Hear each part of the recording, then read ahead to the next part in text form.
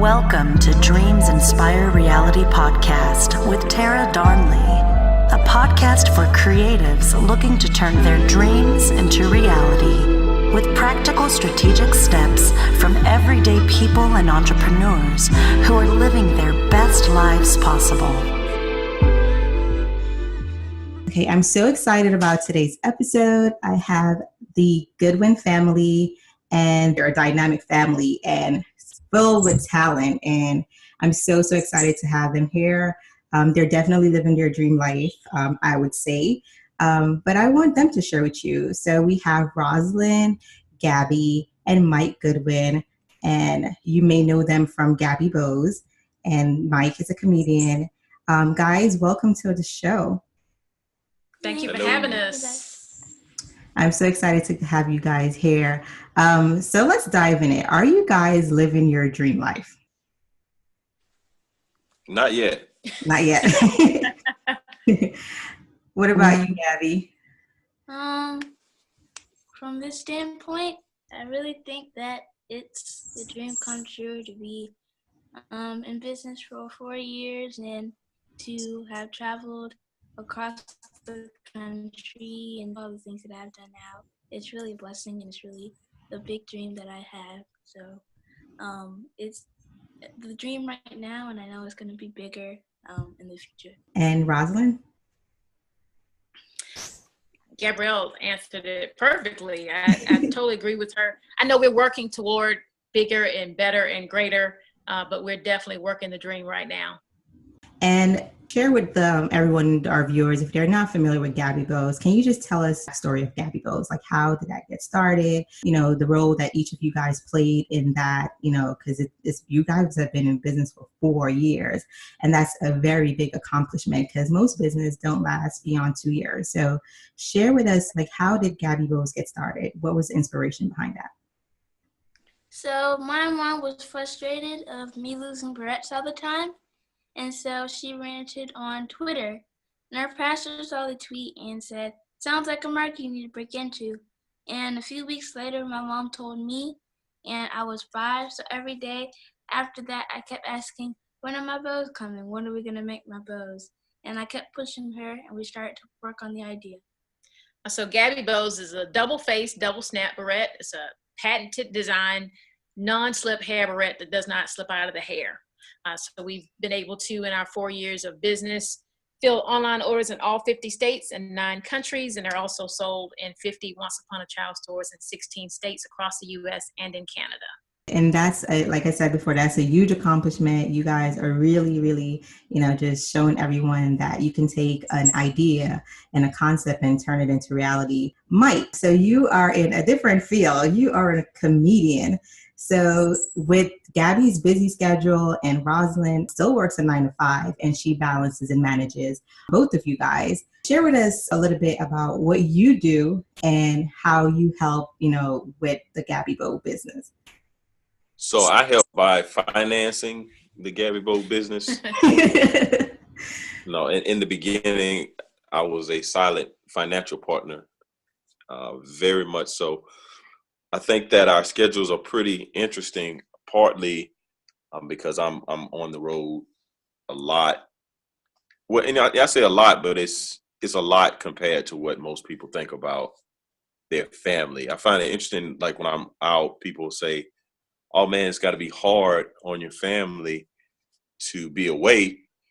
And I was just watching Chris Rock. He has a new special, and he was saying that when his father, you know, they were married for 40 years. When his father would go to work, they didn't have any contact from 6 a.m.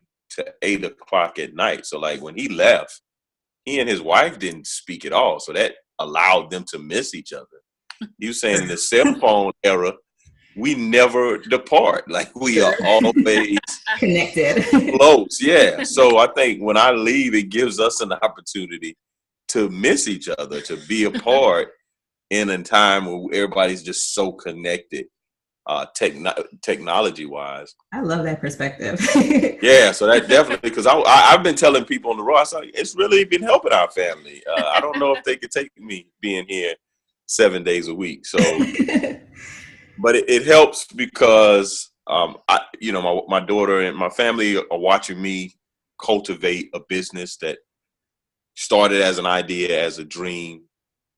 And so for the last 5 years, I've been doing stand-up full time. And I've just recently started doing keynote leadership and laughter, keynote speaking at schools and corporations. So that's a new branch of the business. And I think a component of that is assisting Gabrielle in her journey, not only as an entrepreneur, but as a speaker. And so helping her cultivate all the gifts and talents that she has.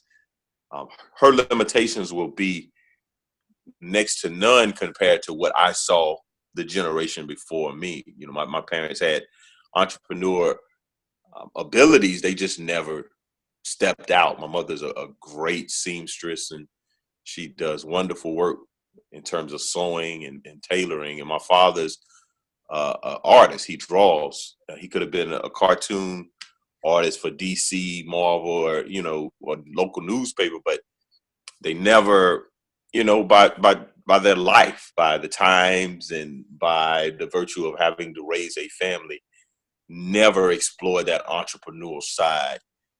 So I'm just stepping out with some of the talents that the generation before me has had and breaking barriers that Gabrielle won't even encounter because she knows no limits at this point.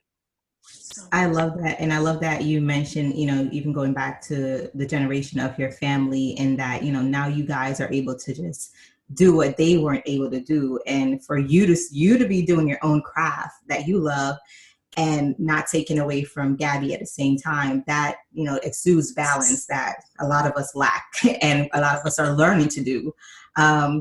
But, you know, also it's a great lesson for all of us that it can be done. You know, you don't have, as a parent, you don't have to give up your passion and your love while teaching your kids how to live their dream. Especially if you haven't started living your dream. Like I have a sister that she could sing, but she's not been in a play. She's not been in a concert. And she has a 14-year-old, 15-year-old daughter. I'm like, well, your dream ship is probably sailed for this moment, for this time.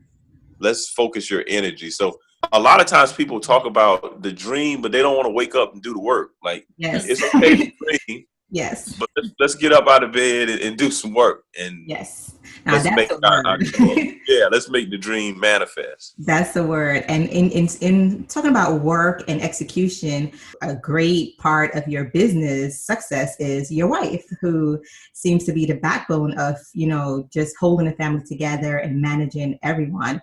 So Rozalynn, how do you do it? Can you share with us some tips for any like momagers out there who are, you know, looking to help their kidpreneurs to take it to the next level? Can you share some tips on what to do, what not to do?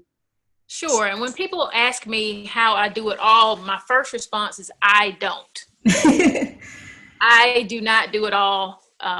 Through grace and prayer and lots of help, yes, we're able to accomplish what we do and blend with our family. So Mike's mom, who you referenced, lives here in our city. We could not do as much as we do without her help. I have a sister who lives close by as well. So we have a team of people who help us. So contrary to what people may just assume by looking at us on Facebook, I'm not cooking these meals during the week and doing all the dishes and doing all the laundry. I'm not doing all those things. So I think a lot of times we have to, because people get paralyzed just trying to think about how will I do all that, and they never take that first step. I always believe as you're pursuing purpose, God will send people in your life to help you fulfill that purpose. If you step out and there's no help, you might want to second guess and check, you know, am I really in purpose? Because help will certainly come. So I embrace help. I ask for help. I swallow my pride and ask for help. I can't do this. I need help doing that. And we just blend it together. You know, our family doesn't have these super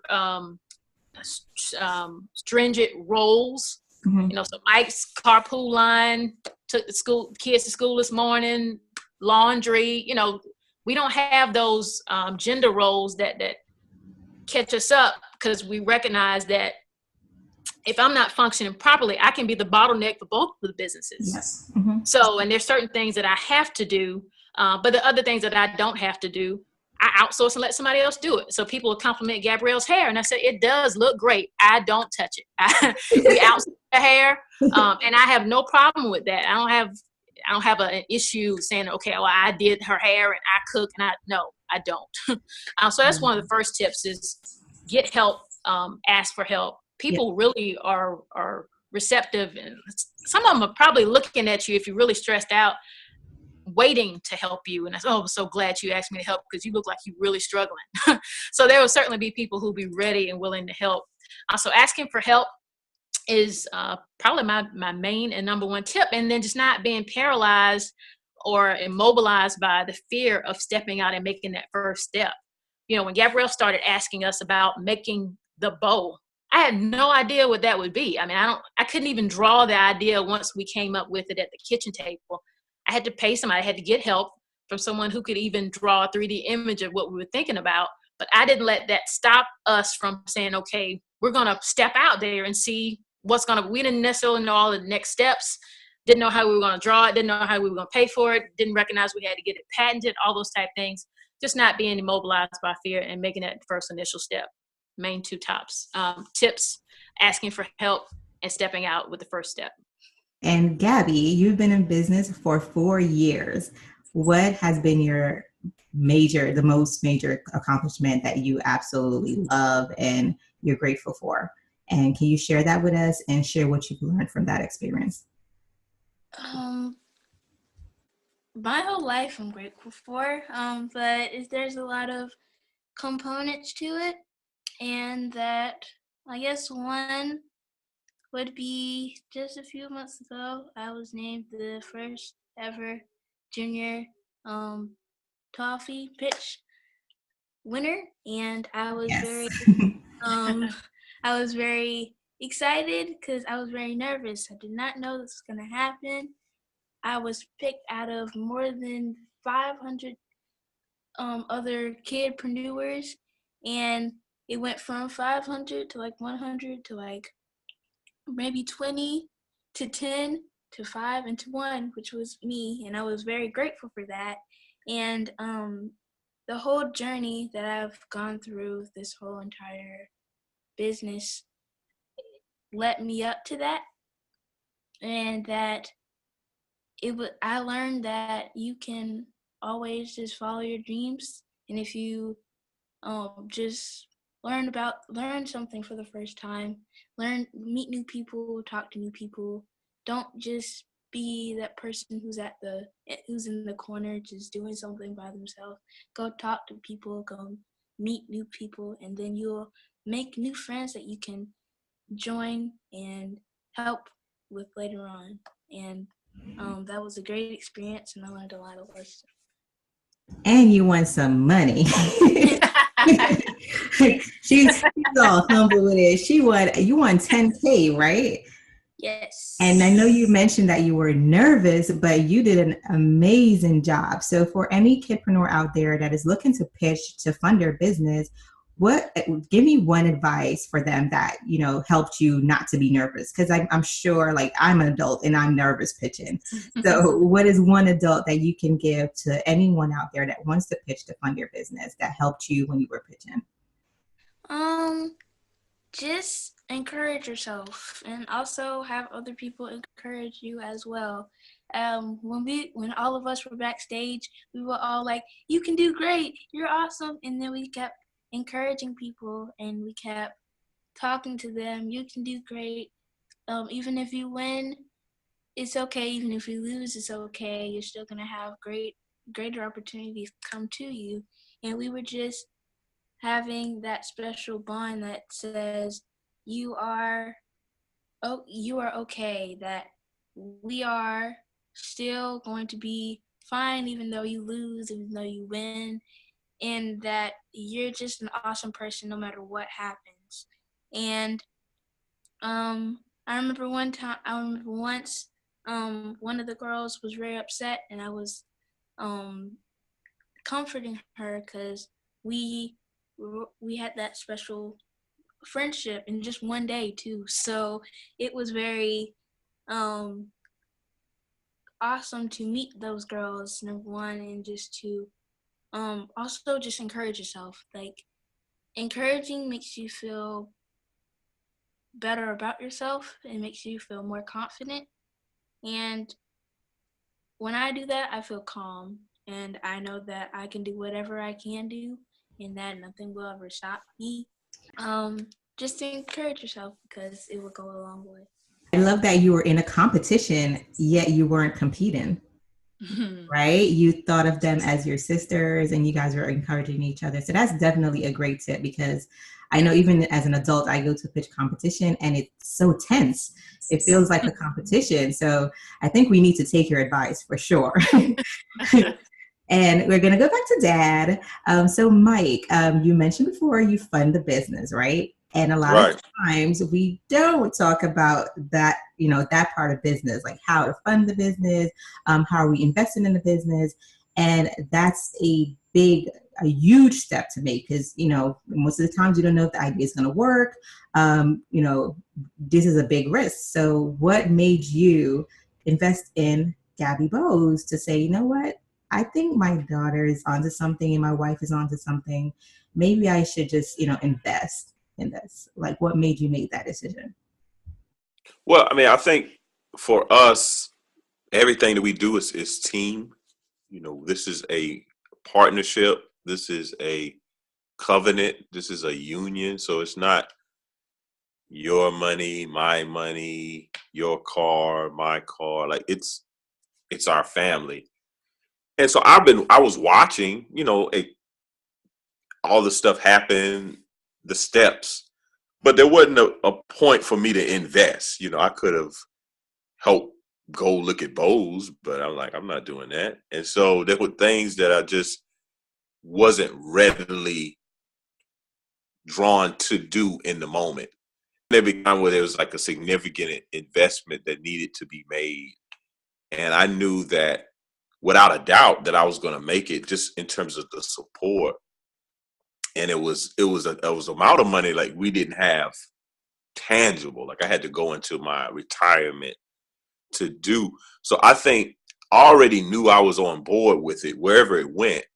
I think that just communicated to my wife that I just wasn't kind of spectating. Like, I was on board by doing that. I think that really kind of solidified that, oh, wow, okay, he believes in what we're doing. It's not just kind of our thing. So I think from day one, I'm in. Like, even if it wouldn't have been prosperous or didn't work, that's how relationships are. Everything doesn't go the way that you envision for it to go, but I'm a part of the team. So, but I think that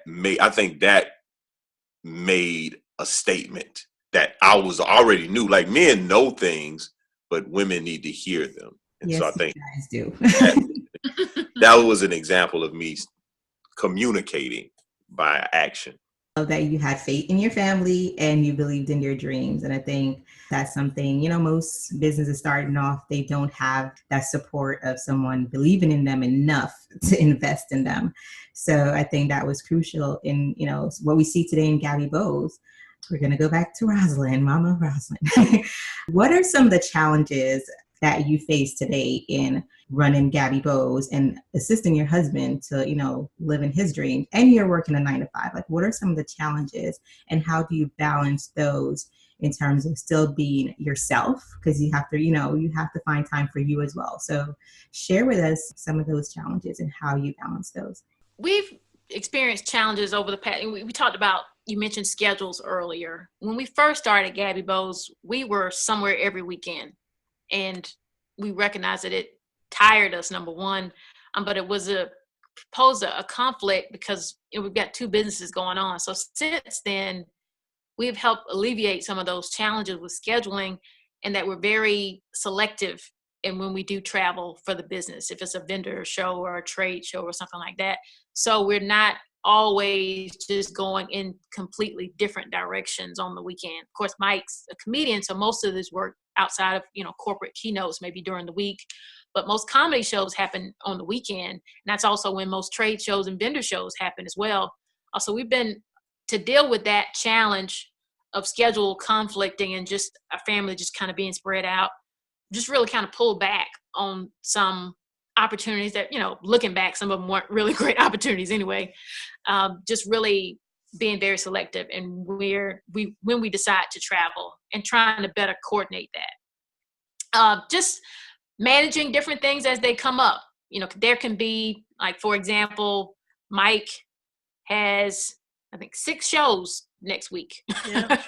Wow. It's a very packed calendar. And then there's an opportunity for Gabrielle also to be traveling during that week. There's another, so just kind of anticipating, okay, how are we going to manage it? Because it's not just the 3 of us. We have a 7-year-old son, Michael, who is a budding artist and author, who's already talking about his business. So we're about to add another one, I'm sure. But just and I hate to use the word balance. I always use the word blend because balance makes you feel as if different things carry equal weight in your life. True. Blend is helping to pull it all together. So we blend our businesses, we blend our family, we blend my 9 to 5 to make it work. So those are just kind of some of the challenges and how we have grown over the last 4 to 5 years to figure out how to meet those challenges.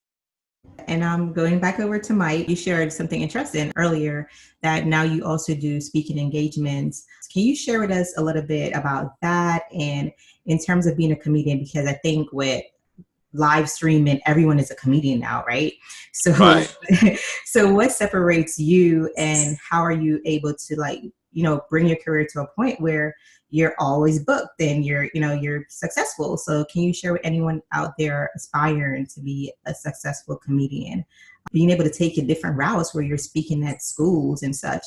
Can you just share some advice for anyone listening? Yeah, so I was raised by a very religious woman. My mother loves Jesus.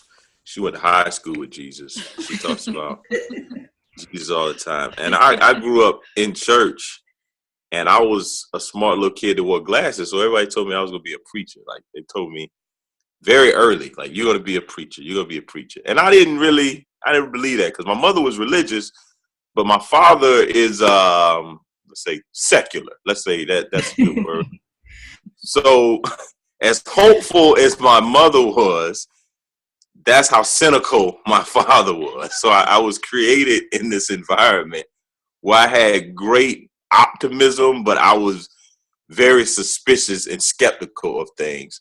So it caused me to not do the thing that everyone else was doing. Like, I really found myself being drawn to leadership as a young child. So when people would talk about me being a preacher, I like that part of it, like leading people, having something to say, but I couldn't see myself being in counseling meetings with families. And I know now because I'm a comedian. So if I would have been in those meetings, I would have been taking notes, but it wasn't on how to help you stay in your marriage. It would be how to tell some jokes at my next comedy show. So the leadership component has always been there. It's always been something that I was very interested in as a young child. And even as I went in the Army after high school, I went to college and went and got a degree in graduate school for higher ed administration. My goal was to become a universal president. So that was the path, the corporate path I was on. But I've always had the ability to make people laugh, to bring levity to situations. And like I said, I had a religious mother and a secular father. So in our house, there were a lot of challenges. And so I'm the oldest of 3. Okay. And I remember, my parents were constantly having arguments and fights about money. And I remember one time, it was really bad. And I had to have been about 6, 7. And in one of these, my dad, he storms out the house. And I say something that made my mother laugh. And I just remembered how great of a feeling that was. I remember the tension just dissipating. And my mother's an easy laugh. I can make my mom laugh. Super easy. She's not even all that difficult to make laugh. So maybe she set me up because I thought I was funnier than I was. But those two components, this leadership and this laughter, just have always been present in my life. And when I was in corporate America, when I was working in the school, I used to try to separate it. I used to be the funny guy away from the job. I didn't want to be known for my sense of humor. I wanted that to be, if you knew me personally, you're like, oh man, like people were surprised how funny I was. That in professional settings, they just got you. Never saw it coming. And so as I figured out that, okay, I have the ability to create comedy and be a comedian, over the last 10 years, I realized that's a skill. Like I realized that there's something valuable about standing in front of a group of people and providing a service. And my service is comedy. And, you know, people walk away from it. Wow, that was really great. That was really wonderful. But over these 10 years, I learned leadership lessons related to being a professional comedian, entrepreneur.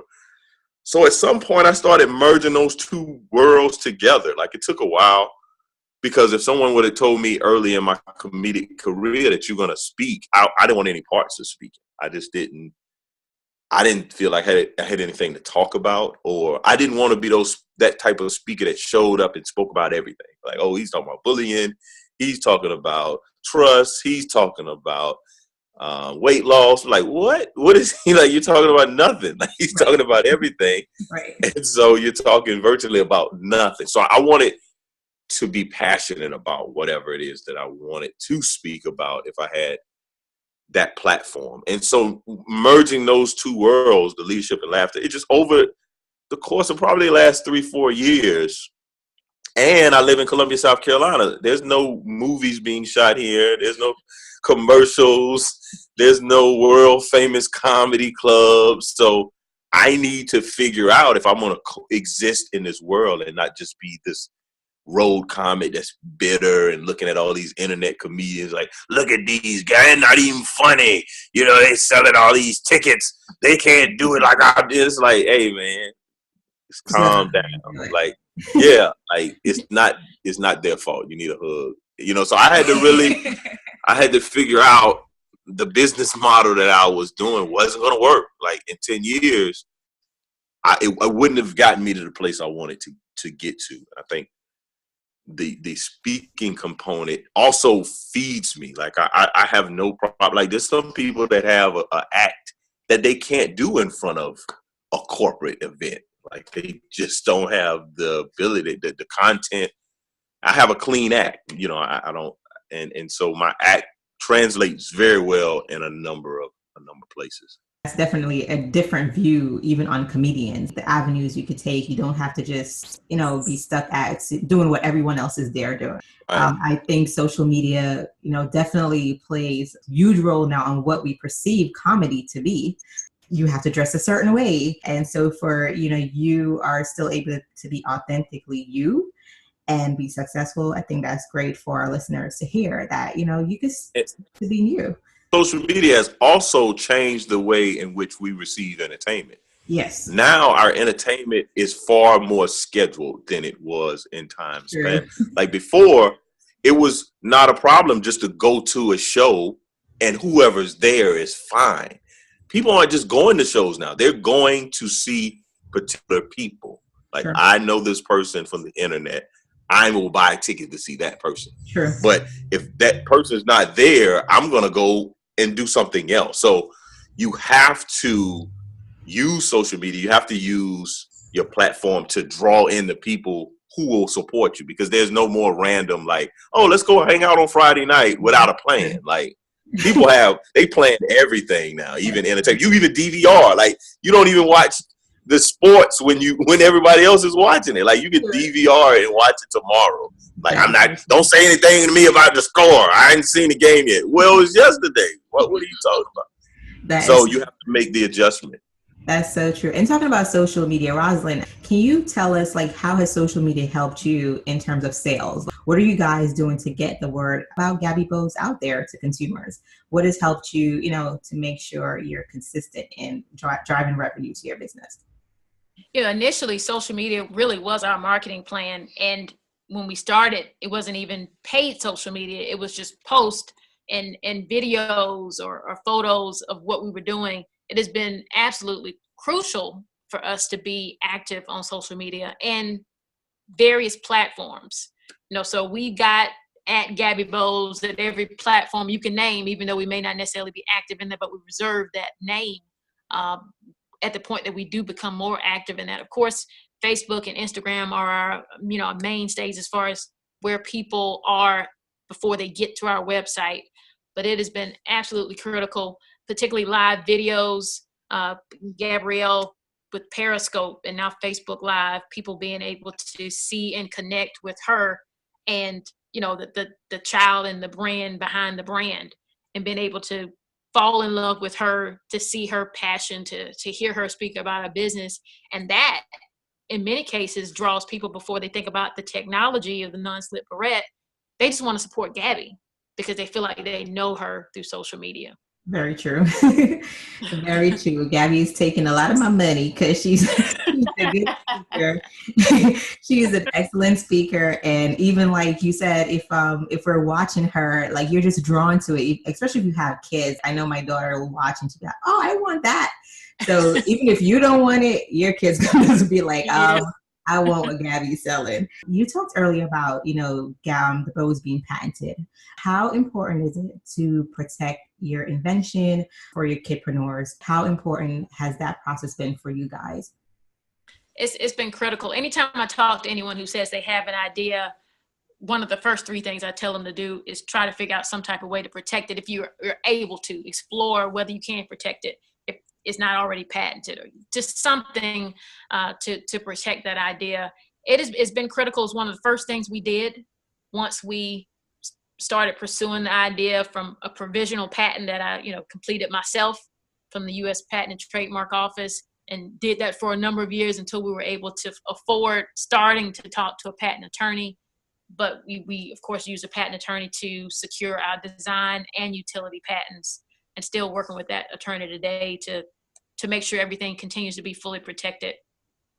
So I think it's extremely critical because I know, as you've experienced, and I'm watching you and your journey, there will always try to be knockoffs, but doing all you can to make sure that you protect the product. And for us, Mike talked a lot about this being a team. This is something that, of course, doesn't start with her generation, but, this is something she wants to pursue and continue on with her daughter.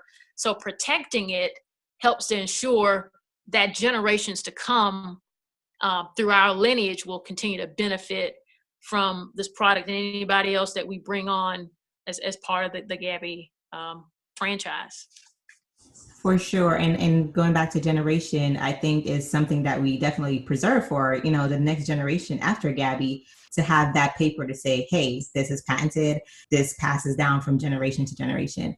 That is very critical, guys. Make sure you protect your IP. Gabby, you have a famous saying, and you have all these grown people repeating that saying. And I think it's so important. I want you to definitely share with our audience, because even as adults, we hear no a lot of times, right? How have you been able to deal with hearing the word no? As I say a lot, I say no. It's just an abbreviation for next opportunity. And after every no, you're going to get a yes right after that no that you just got from a national TV show. You might get one from a local TV show or a national magazine or whatever it is. You're still going to be okay no matter what you get, and that you're going to be fine even if you get that no. It's not going to be like if you broke your arm. It might feel like you broke your arm, but it's not as painful as that. It's just a no, and you might get a yes right after that. Don't just give up once you hear no, and you shouldn't give up. You're such a smart child. You're a preacher. I don't think all credit to mommy and daddy, of course. We joke about things like that, but you are incredibly smart, and for your age, you're wise. people don't equate the word wise with, like, they always look, okay, you're too young, you know, but you're definitely wise. And I'm so honored to like know you and watch your growth. And I'm grateful for your parents. You're an attribute of them, right? And we're going to end, guys, with some fun questions, because this is all like serious. And so we want some fun questions, right? So what was the last book you read, from Rozalynn to Mike? Last book The you Bible. Mine. Your mother-in-law is going to be happy. Hallelujah. We have this like South Carolina Book Award nominee thing at school, and if you read 10 of them, you get like this special plaque. I try every year, but I don't get it. But I'm trying this year, and one of the books is called Nicks and Crannies by Jessica Lawson. Okay. It's a good book. So I don't know if I'm trying to read for all the slaves who are not able to read. So I'm reading like 7 books at one time. Right. But I think the most recent one I've completed, and I read it a lot, is the letter from the Birmingham jail with Dr. Martin Luther King Jr. So I just read that all the way through. But Reading is good. Reading is fundamental. You can read as many books. You gotta catch up, not get killed and not get lynched. Right? We gotta catch up, man. I tell people, don't bring them toys, bring them a book. So I'm on board with that. What's your favorite business tool, guys, that you cannot live without? Cool. Cool. I would say Shopify or ActiveCampaign, as far as a technical tool, a platform. I was gonna say, what's your favorite sound in Shopify? Ching. Yeah, I know, right?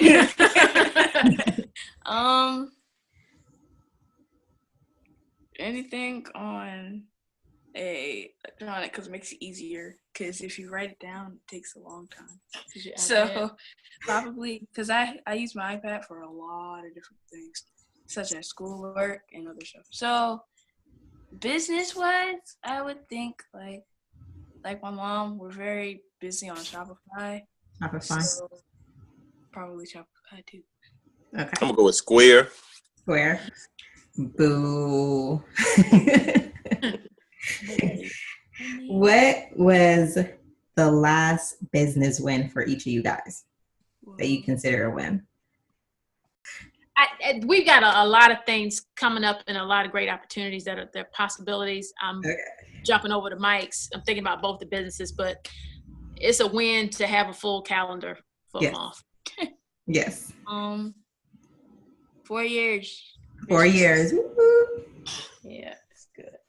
We're about to hire a part-time person. That's a huge win. That's awesome. Yeah. That's awesome. Favorite entrepreneur? Myself.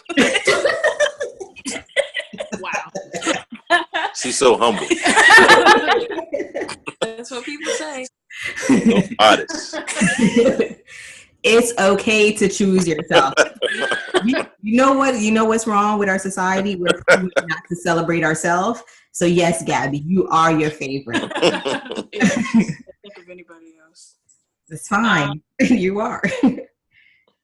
Madam C.J. Walker, Sarah Blakely, Spanx. Got you. I will say I'm a big fan of E.T., Eric Thomas, but also Jim Rohn. Okay. What was the last good deed that was done for you, each of you? The last good deed that was done for you.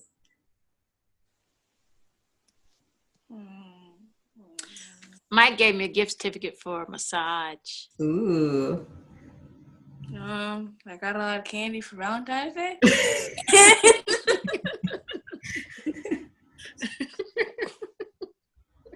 I can't remember weird answers. This woman let me in at the carpool line this morning. It was a white woman too.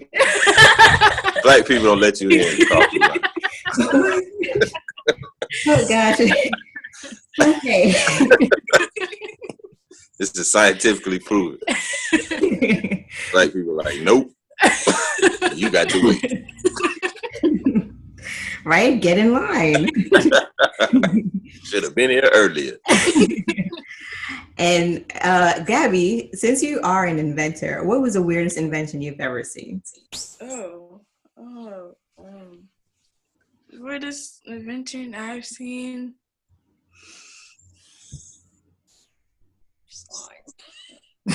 No.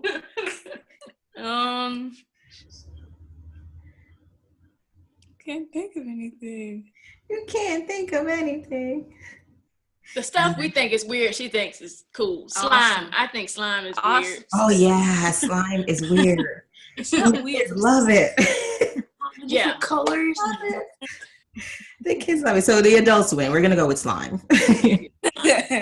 Thank you guys. This was super, super fun. I'm so honored to be able to speak with you today. And I'm so honored that you guys were able to share with our guests, your dreams, and you're living your dreams. Like, this is amazing. Like, this is building wealth.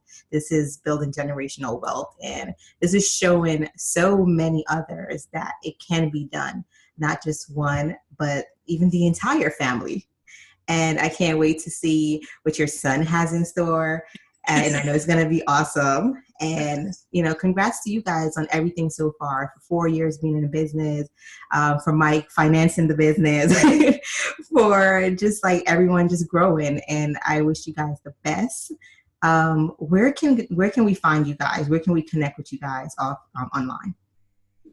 So Gabby Bose, our website is gabbybose.com, GABBYBOWS.com, and we're Gabby Bose on all social media. Yeah, all social media. On social media, Gabby Bose. And Mike? I'm at comedianmikegoodwin.com. Also, you can look at my keynote information at mikegoodwinspeaks.com. On social media, I'm at comedian Mike Goodwin on Facebook, and on Instagram and Twitter, I'm at Bowtie Comedy. I love it. Thank you guys again. It was a pleasure. And I hope you guys are able to take away some great points that were shared today. And be sure to visit Gabby Bose and check out her products. They're amazing. And support and shoot her a message and say hi. And for all you kidpreneurs out there listening, this is, her reality. And she's proven that with the no's and with the obstacles that come her way, she was able to create a successful business for the last 4 years. So go out and be great. Make sure you subscribe to our podcast and leave us a review. Have a great day. Hey guys, let's give a quick thanks to our sponsor, Dreams Inspire Reality. Are you unsure of the steps needed to turn your dreams into reality? Have you been sitting on that product idea and not sure how to bring it to market? We've successfully launched tons of products and distribute all over the globe. Let us help you get unstuck and take your idea to market with strategic advice and practical steps. Schedule a consultation today at dreamsinspirereality.com.